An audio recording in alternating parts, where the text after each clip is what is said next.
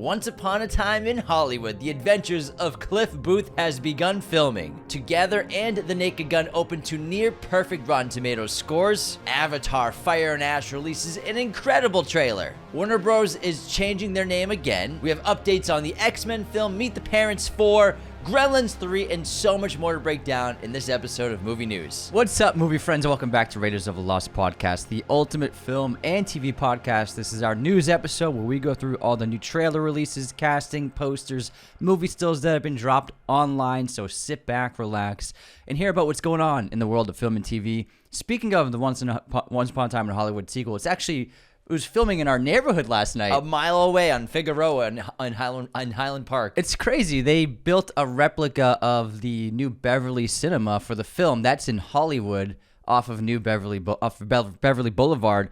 Kind of hard to shoot there, I would say. So they chose this area, East LA, much quieter. They probably have more control and it's easier to shoot there. But it was really cool. There's set photos.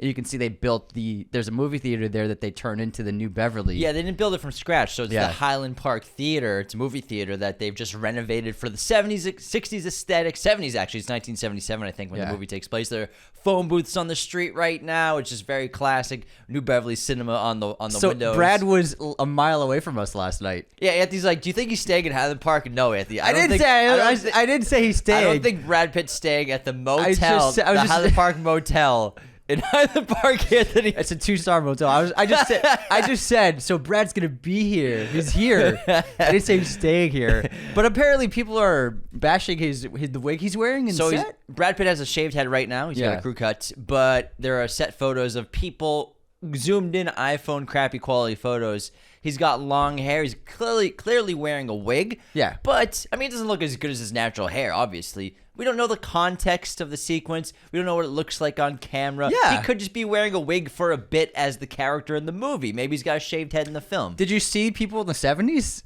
They had very long, crazy long hair. Yeah, it was the 70s, guys. Have you seen Dazed and Confused? He's getting a lot of crap for this wig. People are just saying it doesn't look good and that he lost all of his aura. Oh, you mean an on-set photo from around the block on an iPhone doesn't look good? Yeah, apparently. So, of course, this is directed by David Fincher, written by Quentin Tarantino. The first time someone's directed one of his scripts in over 2 decades, I want to say. It's been a while, right? Yeah. It's been quite a long time. From Dusk Till Dawn was the last one. From Dusk Till Dawn, and then he obviously did script work. Did he write Natural Born Killers? Or he helped Natural Born Killers, In True Romance, Oliver Stone, and then Tony Scott made those two. Yeah.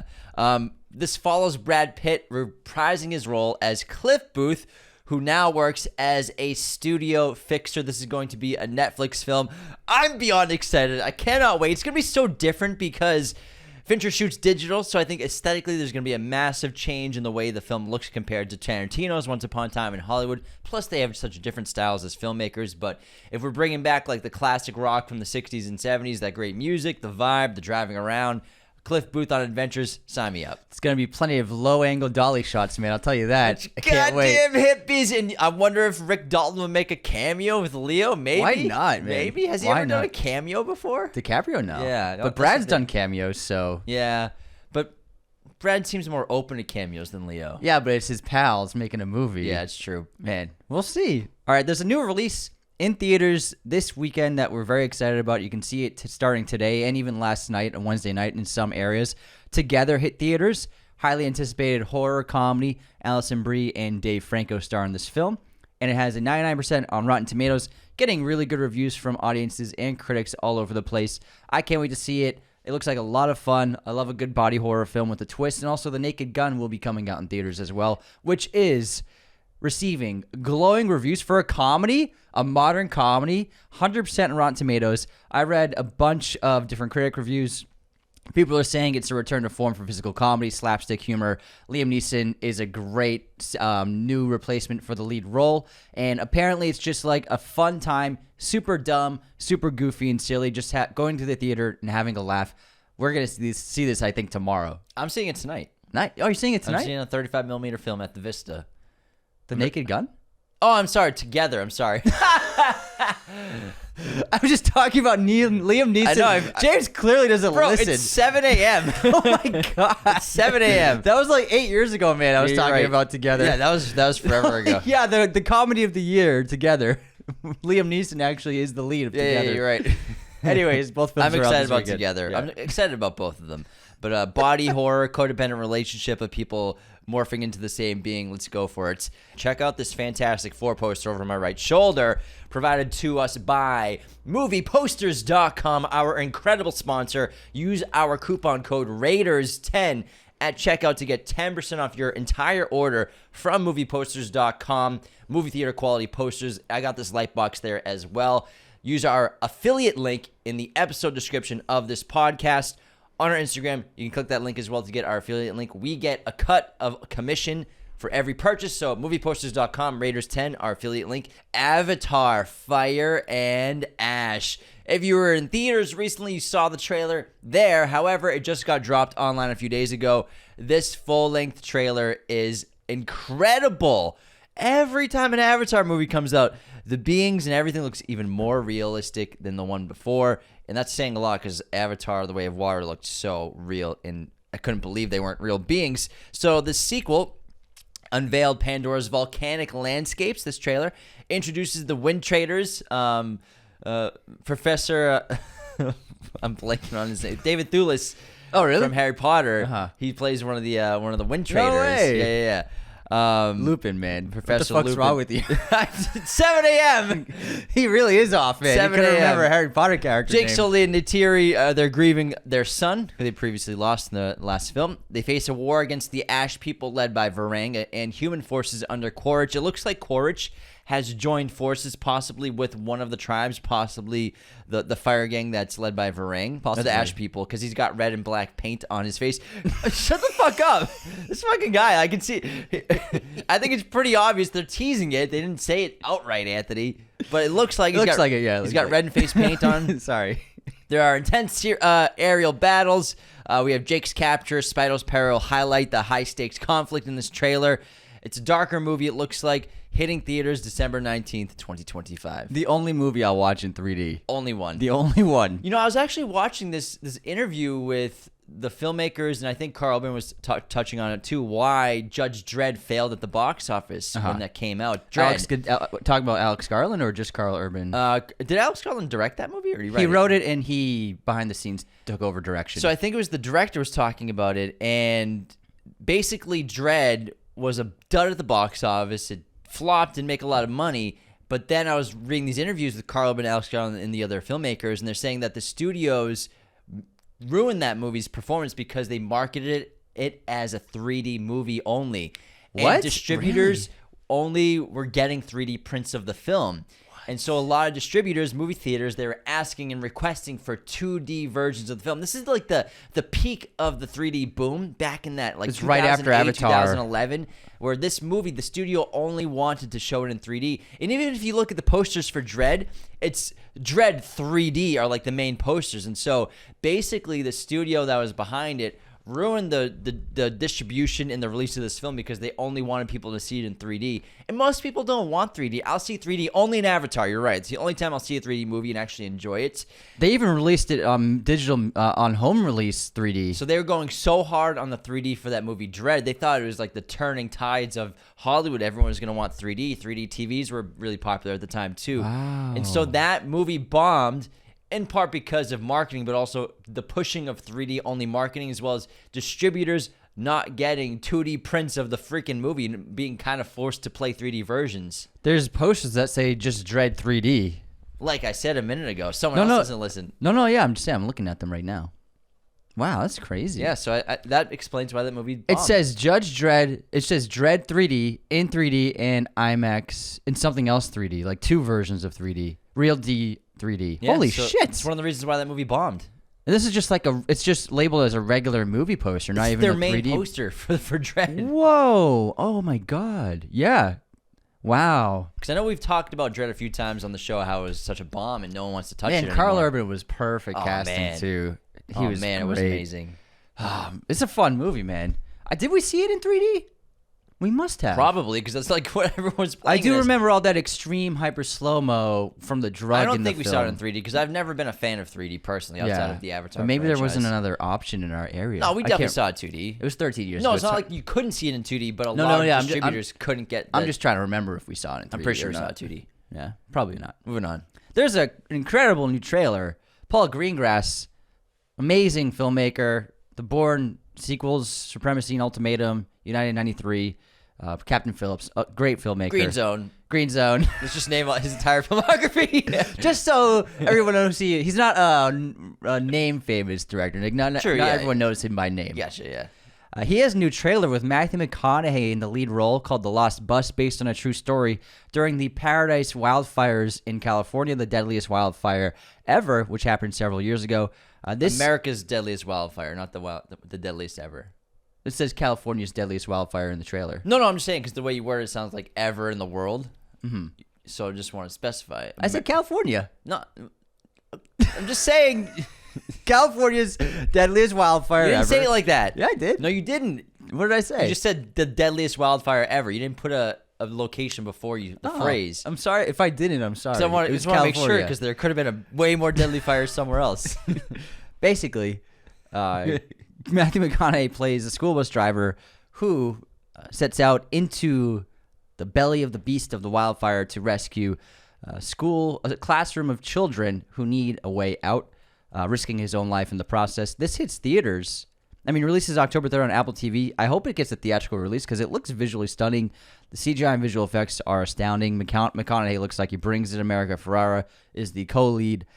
I got emotional just watching the trailer. It's based on a true story, which is crazy. This actually happened, 2018. Crazy. That's insane. Unbelievable. We got a trailer for a really, I think, good-looking rom-com here. Eternity. Did you watch the trailer? It looks really good. Starring Elizabeth Olsen, Miles Teller, and Callum Turner, the rom-com follows a reality where everyone must decide who they want to spend eternity with. And so Miles Teller basically dies, and he enters sort of a limbo post-life eternity, and he has to figure out who he's going to spend that time with, and he discovers his ex there, as well as she discovers her ex there. And so they were still married. Yeah. Elizabeth Olsen and Miles Teller were married. He'd passed away, and then she died a week later, so they were just married. And so they're not exes. Okay, sorry. Yes. Callum Turner's her ex. Callum Turner. And so she was married to Callum Turner and then he died decades ago. Miles Teller and Elizabeth Olsen grew into old age, but when they're in the limbo, they're back to their young selves. Gotcha, okay. This hits theaters November, and so Elizabeth Olsen sort of has to pick which of these guys do I go with for eternity, but my theory is she don't need no man, and she's going to go solo in eternity. They're both very handsome guys. I don't know. They're both very... It looks like a great concept. Old school kind of romantic film with the modern contemporary bent and concept. The high concept sometimes doesn't work with the romantic genre, but this really works, and it's really sweet, and it looks traumatic, and it's like you're choosing between two loves of your life, and you have to have one forever. Also, I like the idea of like when you die. It's a fun concept. When you die, you get to choose a location to spend eternity too. So it's a fun concept. It's sort of like The Notebook, where one guy is like very clean cut, ex-military, seems like the perfect guy. Then you have your like screwball, oddball one with Miles Teller. So it's like it's polar opposites. It's got sideburns. Yeah. For those of you who did not see F1 in IMAX, first of all, you missed out. But second of all, you're going to get your opportunity to do that again, though. So F1 will be released back in IMAX theaters in August. My man Brad on the big screen again. I will be there. I cannot wait. If you haven't seen it, go to IMAX, guys. Like, seriously. It's amazing. It's great. All right, we got some news that I'm very happy about. Warner Brothers Discovery is changing back to being just Warner Brothers and just Discovery. The entities will separate by mid-2026. I'm really glad. Just like Warner Brothers, HBO Max going back to HBO Max. But first of all, no one was calling Warner Brothers Discovery. Yeah, no one was doing it. It's just like it just makes sense. They're both famous names. They were famous for decades. Warner Brothers, one of the big studios since the olden days, like changing it to Warner Brothers Discovery. I never liked that. It's always just been Warner Brothers. You know, that's it. So I'm glad that things are going back to normal. Yeah, and so Warner Brothers will go back to covering HBO, Max, Warner Brothers TV and Films, DC Studios, and Gaming. And then Discovery Global will include CNN, Discovery, TNT Sports, Discovery Plus, and international networks. So back to the way it was. All is right in the world. Everything's going back. What a weird 5 years. Yeah, man. Of all the Strange. studios, everyone rebranding, all these different things. Fucking A, man. Who stayed normal? Like everyone changed a little bit. Everyone changed. I mean, Paramount Plus, I guess, because that's the streaming. Well, I mean, you can't knock them for making a streaming Yeah. service, but otherwise, Paramount didn't change. Paramount's Paramount's the the only one. Paramount stayed who they truly Universal. were. Yeah, Universal, right? Universal. Oh, man. All right. X-Men news. Jake Schreier, the filmmaker behind Thunderbolts, says his X-Men movie will be recognizably different from previous franchises. The core idea of what X-Men involves complexity. It's an incredible opportunity with super interesting characters and much internal conflict. These characters are wrestling with their identity and place in the world. That's inherently interesting and complex material. Looking forward to seeing what he's got cooking up. We'll see there. I'm also looking forward to Frankenstein. Yeah. Guillermo del Toro's new film dropped new images and a brand new full-length trailer. I'm not watching it. I'm waiting for the film to release before I see any more. But the stills look really great. We got our first good look at Elordi as Frankenstein is wearing a big robe and stuff, so you can only see his eyes and like the bridge of his nose, but I can't wait to see what they have in store for us. And the makeup artist for the film said that Jacob Elordi basically saved the movie because just weeks away from production, Andrew Garfield, who was originally playing Frankenstein's monster, had to drop out for scheduling conflicts, and Elordi stepped in last second to save the day and fill in the role. Can't wait to see this. This is going to be a Netflix release. I'm sure local theaters, New York, LA, big markets, you'll be able to see it in a theater, but... Oh, yeah. Maybe the Egyptian, we should see that there. I'd be That'd so cool. down. So down. Let's talk about Meet the Parents 4 has a title, Focker-in-Law. Official title for the sequel. This is going to star, obviously, the normies, Robert De Niro, Ben Stiller, Owen Wilson's coming back, Terry Polo, Blythe Danner, Beanie Feldstein's added to the cast, as well as Ariana Grande is joining the cast for Focker-in-Law. This is getting a theatrical release November 25th, 2026. I believe they're filming right now. They must be, yeah. Man, another one. Another one. Jesus. Then what's after that? Focker kids, grandkids. Someone's dying. Someone has to die eventually. So I'm guessing that Ariana Grande is Ben Stiller and Terry Polo's daughter. Gotta be. Maybe? Gotta be. I guess. We'll see. All right, we'll see. All right, next up, news about James Cameron. He said he still plans on directing Avatar 4 and 5 himself. He says, I'm healthy. I'm good to go. If I can, I'll just do it. Nike. Michael Scott. When is he going to do the World War II film? Like in between them? The or Hiroshima? After them? Yeah. Goes to Hiroshima? Maybe after 5's finished wrapped filming? I'm assuming. But the thing with the Avatar films is you don't even know, like I thought they were done filming. like, I'm sure portions of 4 is done. Yeah, like filming. I thought they had already finished filming 4 and 5. I don't know about finished, but I mean, he must be like, we're almost like 2 more years. And Well, I we're done know filming. that Zoe Saldana, how old is she now? Because by the time they're done filming, she's going to be 78. 58 years old. Really? Or 54. She started when she was 28. Jesus. Okay, so they have she looks so young. They have 7 more years of filming actually for the movie. She's almost 60?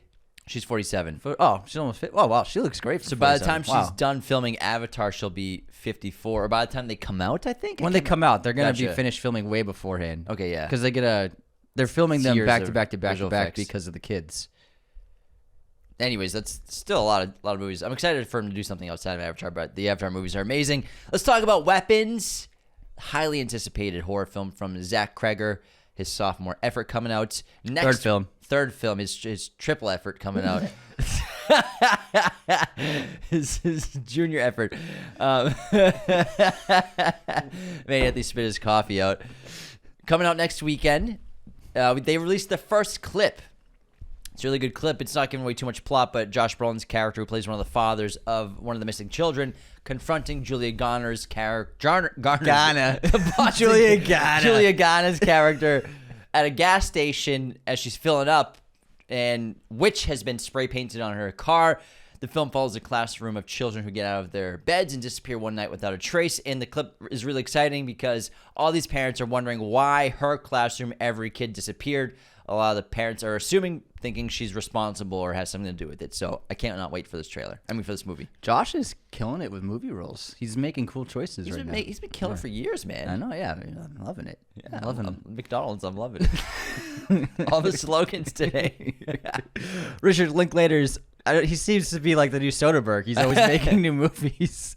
His trailer for Blue Moon, just released, starring Ethan Hawke and Margaret Qualley, explores the life of lyricist Lorenz Hart during the premiere of Oklahoma by his former partner Richard Rodgers, played by Adam Scott, delving into Hart's personal struggles, including his feelings of inadequacy and unrequited love. This showcases the film's focus on Hart's emotional turmoil and the dynamic of his relationships with Rodgers. I like the not even one location, but like a 3-hour location. Like it's only in a small period of time this whole film is set. And I love the look of it, the feel of it. Dialogue's very snappy. Cast is awesome. Looking forward to this. Yeah, I'm surprised you think the cast is awesome since you said Adam Scott and not Andrew Scott. Oh no, it's Andrew Scott. It's Andrew. Andrew Scott. Get it right. Man, how could you? I was just thinking off the top of my head. I'm sorry. All right, Anthony's biopic is getting a 20th anniversary re-release in theaters. The 40-Year-Old Virgin on August 22nd will be back in movie theaters to see. You can see what Anthony's life has been like and what it will lead to be. He'll find someone someday, but we're all excited about this. Pretty accurate. I got to see my life on the big screen, August 22nd. Oh, man, it's my favorite joke. You should make a poster with that as a title. How come I've never made your face on that poster? Yeah, it's pretty funny. No, you did, didn't you? Didn't you Photoshop my face onto it with the yellow poster? I don't think so. I thought you did. Maybe in a dream you had, I did. Like back in like years ago. I don't know, man. Well, Maybe. you should. I should. I can, and I will. Or someone, I think someone did as a meme. Yeah. Maybe Evan did it. Happy Gilmore 2 dropped on Netflix. It's Netflix's most watched movie release of all time, I believe. Oh my God. And reactions are all over the place for this movie. Some are calling it unsurprisingly bad, while others are loving it. And so it's like, take this movie with a grain of salt. It's Happy Gilmore 2. I guess don't take it too seriously. I haven't seen it yet, but tons of cameos. It's supposed to be a good time. All the old jokes are coming back. I'm not sure if I'll watch it though. Yeah, I'm not highly motivated to watch it. Nah, I'm not. I love it. I've seen the original 20 times. Yeah, I don't know.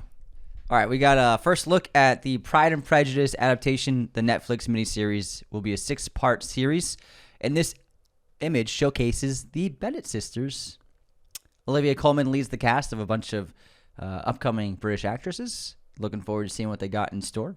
What are your thoughts on a miniseries of one of your favorite? Whatever, man. It's not Joe Wright, so it's not gonna come fucking close to as good. It's not like there's only one version of Pride and Prejudice before. Yeah, exactly. No, yeah, I'm not. I mean, that wasn't the first adaptation of it. So, but Joe Wright made the perfect version of it. So, no fucking point even comparing it. You know, this is just not gonna even come close. It's not gonna come close. It is what it is. Christopher Nolan. His birthday was the other day, by the way. Happy birthday, Chris. Was he 59 years old? Long-time listener of the show. Yeah, he's a huge fan. Cineworld, which is a UK-based theater chain, is releasing 8 Christopher Nolan movie films in IMAX during August. Christopher Nolan movie films. What did I say that? Christopher Nolan movie films. 8 Christopher Nolan movie films are getting released in IMAX during August, including Tenet, Dunkirk, Inception, Interstellar, Oppenheimer, Batman Begins, The Dark Knight, and The Dark Knight Rises. Damn. If I lived in the UK, I'd go to every single one of these. If you were going to pick one. Just one to see? Yeah.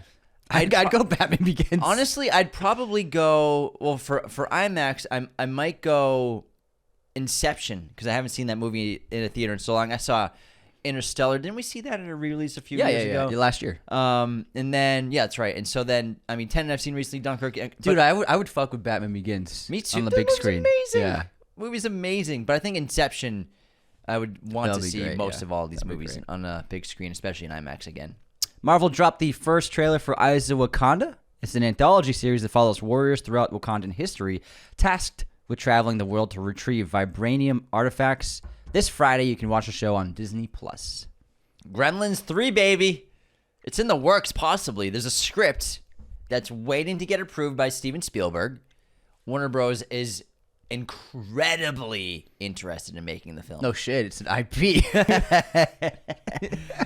I mean, I'm for a Gremlins movie if you get the right filmmaker. It's been long enough. Then you go practical. Yeah, it's been long I enough. don't care what a studio would think if they want to go CGI. You need to do the campy stuffed animals, the animatronics. I remember the people involved said it's going to be all practical. It's the only way it works. Like a month ago, they said out on the press. Presumed Innocent, the Apple series, revealed that Jack Rayner is set to star alongside Rachel Brosnahan in season 2. It will be based on Joe Murray's debut legal thriller, Dissection of a Murder. And so this won't be a sequel to the Jake Gyllenhaal story. It's a whole new story, different characters. So you saw like a tease of I saw the first episode. season 2 with Jake? Or No, Jake's season 1. So season 1 of Presumed Innocent on Apple TV is basically the book Presumed Innocent.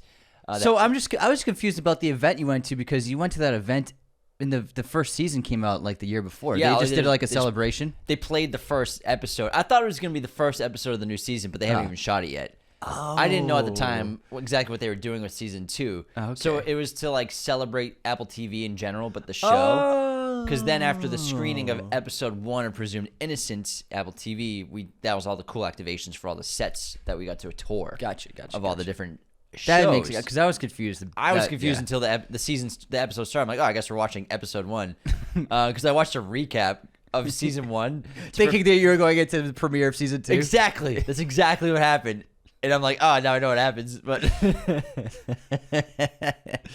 here we go with this week's legacy sequel. Act like you didn't want this, Anthony. My Best Friend's Wedding. A sequel is in early development. Celine's Song is attached to write the script. And I'm sure Julia Roberts and Cameron Diaz will be back. I remember that Mom liked this movie a lot. It was an early Julia movie, man. This is a big movie. She was in Runaway Bride and then My Best Friend's Wedding, like in the same like few year period. She was in a lot of wedding movies, and then I mean, technically, Pretty Woman's kind of like that. A wedding movie? Well, kind of like getting. You're dancing around. I don't know what that means. Not quite a wedding, but well, her and Richard Gere. I'm sorry, they were in a different wedding movie. They got married in a different movie. Runaway Bride? Is that what it is? Where she's wearing the roller skates in the poster or some shit? She's wearing trainers. Oh, trainers. Trainers. She's not running in roller skates. You mean sneakers? She's not running in roller skates. Roll away bride. She's wearing roller skates or something. I don't know why I thought it's like wedding dress and rollerblades. No, they're just like running shoes. Gotcha. Runaway Bride. Yeah. She's lacing them up. She'd get away way faster if she was wearing roller skates. You're right; those are just sneakers. Yeah. She rides a horse. What does that have to do with skates? I don't know. It would have been better. This is actually a really good poster for rom-com. I think it's one of the better ones. Runaway Bride. Yeah, it's cute. Best friend's wedding. Fucking roller skates.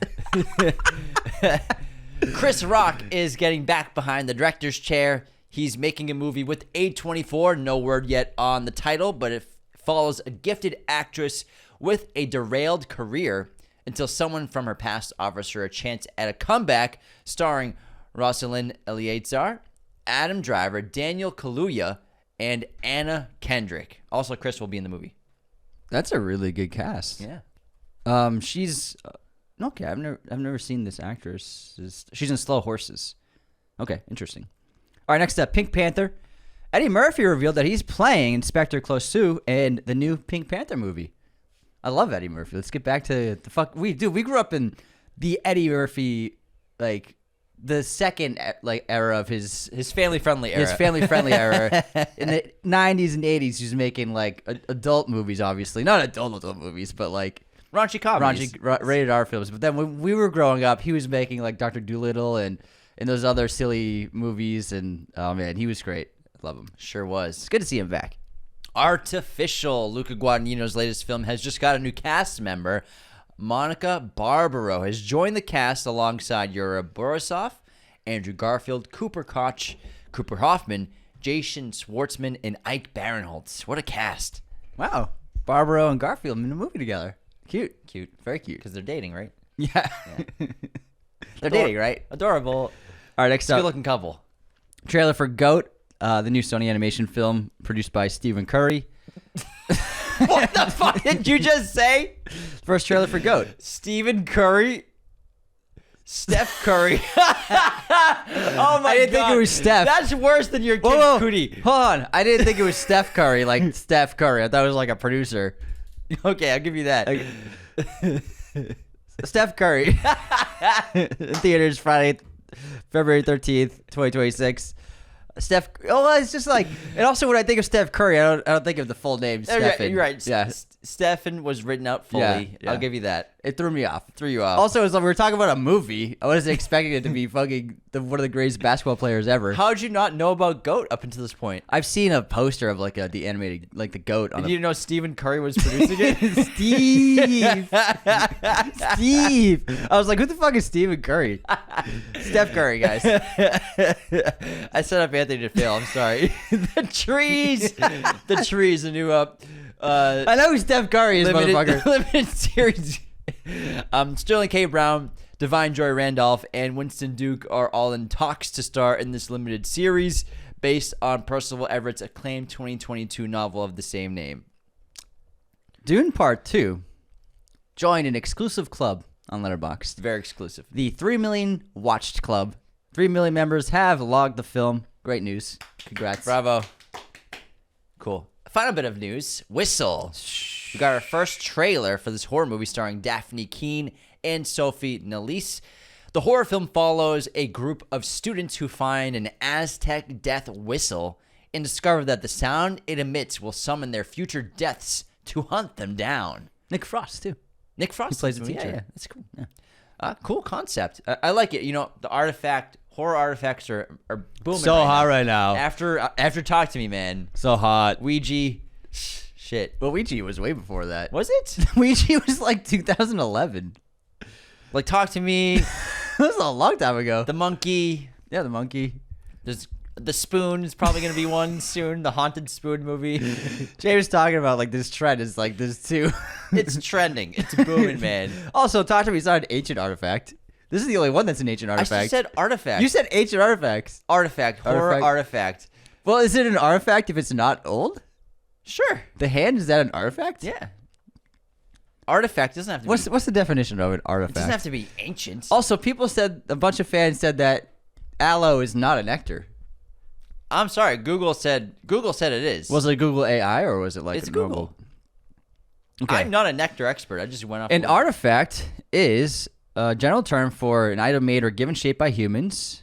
Boom. It's of archaeological interest. Sure. So historical interest, archaeological interest. It's gotta be old as fuck. You don't know how old that hand is? And Talk to Me. Well, I mean, it looked like wasn't that old. Could be 1,000 years old. I don't know about that. It could be. It could. Yeah, you're right. It could be. Thank Could be. you. No one. There's no date on that. There on is that hand. no. Yeah, no you're absolutely right. There's no expiration date. There's no date of construction. It could be. It just looked like there's some Elmer's glue on that. could be. So it can't be that It old. could be 1,000,000 years old. Could be 1,000,000. All right, let's get. Actually, that's it. That's all we had for news. That's all. Goodbye. That was fun to talk about. Once Upon a Time in Hollywood. Can't wait to check that movie out. We have great episodes coming out for you soon. If you haven't yet, tune into our fantastic 4 episode from Tuesday.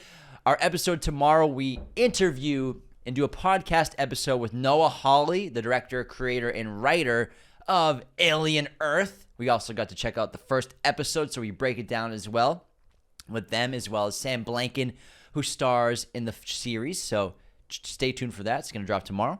Other than that, subscribe on YouTube. Leave those 5-star ratings and reviews on Spotify and Apple. Become a patron today at patreon.com/Raiders of the Lost Podcast. Do all of the things. Follow on Instagram, TikTok, interact with our content. Share us with your family and friends, and take care. See you next time. This episode was executive produced by our incredible Chosen One patrons, Nicholas Martin and Jacob Kostler. Raiders of the Lost Podcast is a mirror image production. Opening music by Chase Jackson.